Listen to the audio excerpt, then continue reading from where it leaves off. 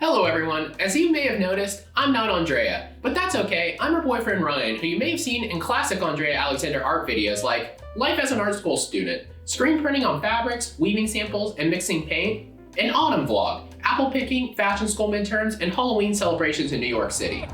How is it? Actually pretty good.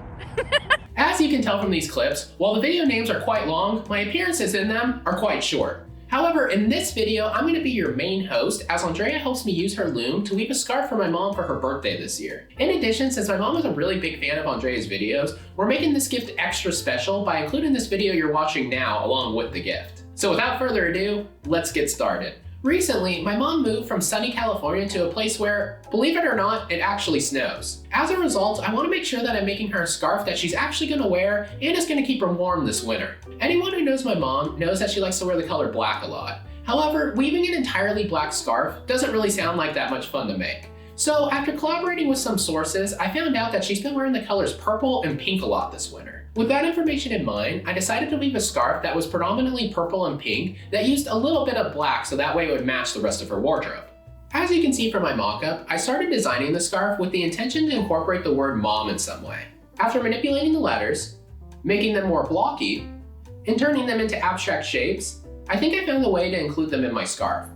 After years of watching Andrea weave, I've always wanted to try out the collapsed weft technique, and by reducing the M to two simple triangles and the O to a half circle, I found a way to do so that also creates a cool design that repeats itself on both ends of the scarf.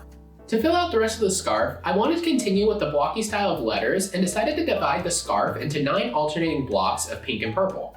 By doing so, you should see the repeating shape pattern on both sides of the scarf when my mom wears it. For my warp, I am using a black Saori Ready-made warp that my assistant threaded onto the loom for me.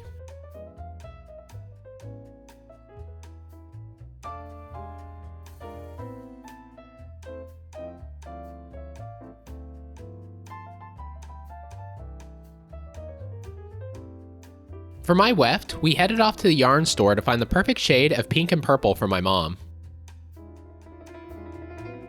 I found 3 skeins of wool and silk yarns, which I then wound onto bobbins.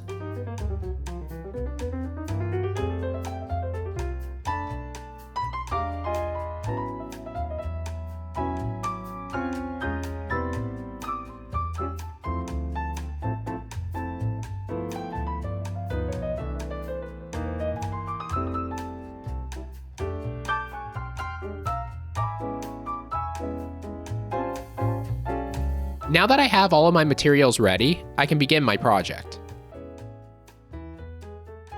Since this is my first time weaving, I probably shouldn't have chosen a design that required precise collapsed weft weaving. As a result, for many hours during the project, I was hunched over, slowly weaving a few rows, checking them against the hand-drawn template, and redoing them if they weren't quite looking right. At first, this felt like a tedious workflow that was not fun. However, after getting used to the loom, I enjoyed working on a micro level to ensure each row contributed to my design. In my personal life, I'm a video editor who works on commercials for brands that have extremely specific guidelines for how their video content should look. As a result, I can spend weeks or even months making sure that every element of a 30-second commercial is pixel perfect. In many ways, I felt like weaving this scarf used similar skills and micro adjustments that, individually, feel like they do not amount to much, but within the larger scope of the project, made a big difference.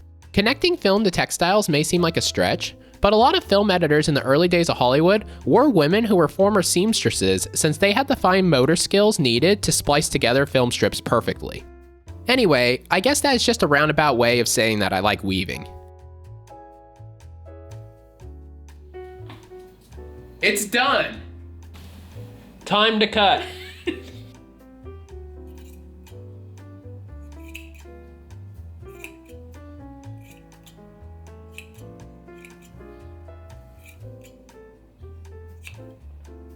Then Andrea helped me twist the fringes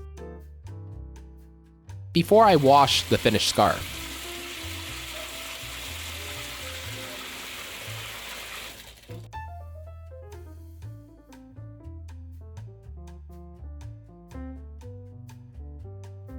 And just in case my mom isn't sure how to wear the scarf, we filmed the following section to show her how to effectively show it off.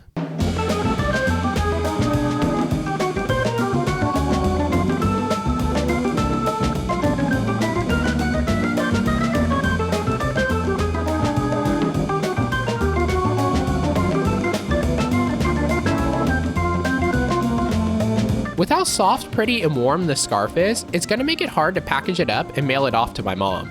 But I have a feeling she is gonna love it even more than I do. Thank you so much for watching the video. I want to give a special shout out to Andrea for making this video possible, and of course to Frankie for her never-ending moral support. Now, all that's left to do is to drop the scarf off at the post office. I can't wait to see my mom's reaction, but I know it's going to make her day extra special. Anyway, happy birthday!